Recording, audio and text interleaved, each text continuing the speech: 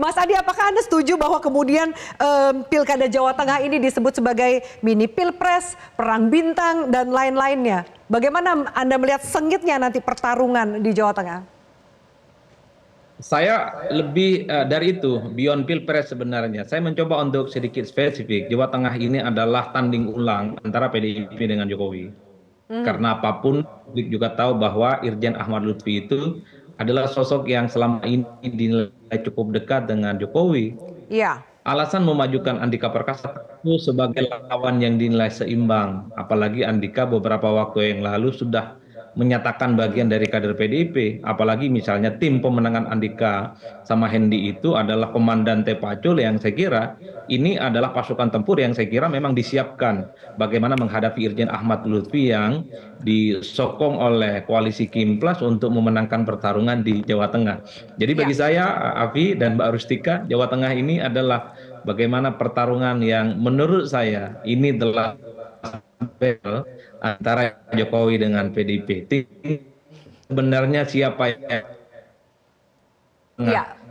dalam Mas Adi, konteks mohon maaf, pilkada tadi 2024 sempat ini. terbata-bata sambungan telekomunikasinya. Bisa Anda sampaikan dua kalimat terakhir bagaimana Anda melihat pemetaan perang bintang di Jawa Tengah ini?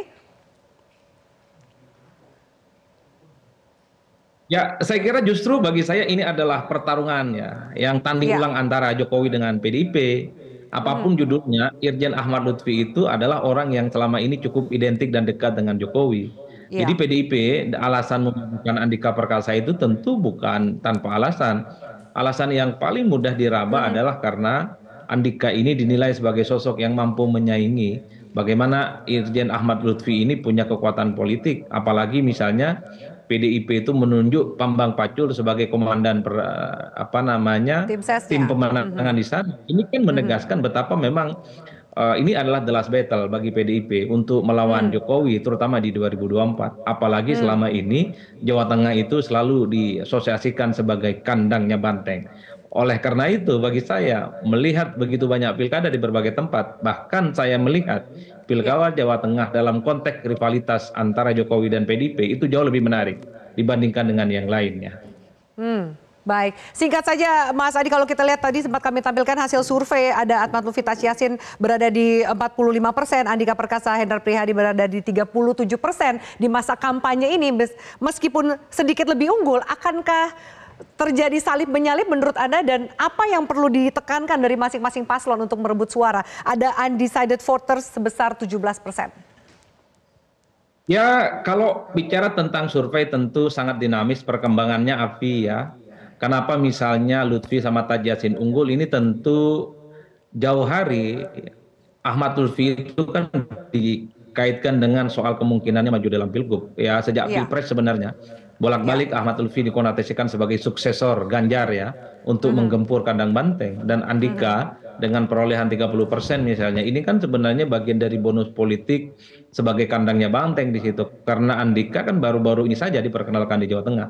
Meski begitu saya harus jelaskan secara substantif bahwa di Jawa Tengah itu kan sebenarnya ada mitos orang yang awalnya dipersepsikan kuat di survei itu kalah dalam pertandingan. Dulu ingat saya Ganjar ketika maju dalam Pilgub 2013 dia underdog ya, kalah dengan petahana dalam survei-survei saat itu ya, tapi dalam perkembangannya justru Ganjarlah yang kemudian memenangkan pertarungan. Mengingat saat itu PDIP sedang mendidih kekuatan politiknya solid di bawah, dan itulah yang kemudian sepertinya akan coba diulang oleh PDIP dalam konteks di Jawa Tengah. Tinggal kita lihat dan kita uji sebenarnya berapa kuat kandang banteng itu di Jawa Tengah menghadapi Irjen Ahmad Lutfi yang notabene adalah.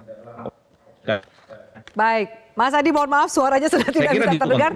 Terima kasih banyak, kita bisa tangkap apa tadi komentar atau pendapat dari Mas Adi. Minimal dua narasumber saya malam ini melihat bahwa selain Pilkada Jakarta, Pilkada Jawa Tengah ini yang mendapatkan magnet lebih jauh ya, Mbak Rustika. Baik, terima kasih banyak Mbak Rustika, Mas Adi untuk diskusi kita di Breaking News Metro TV pada malam hari ini. Terima kasih juga pemirsa untuk atensi Anda. Saya Afian Malik undur diri. Selamat malam, sampai jumpa.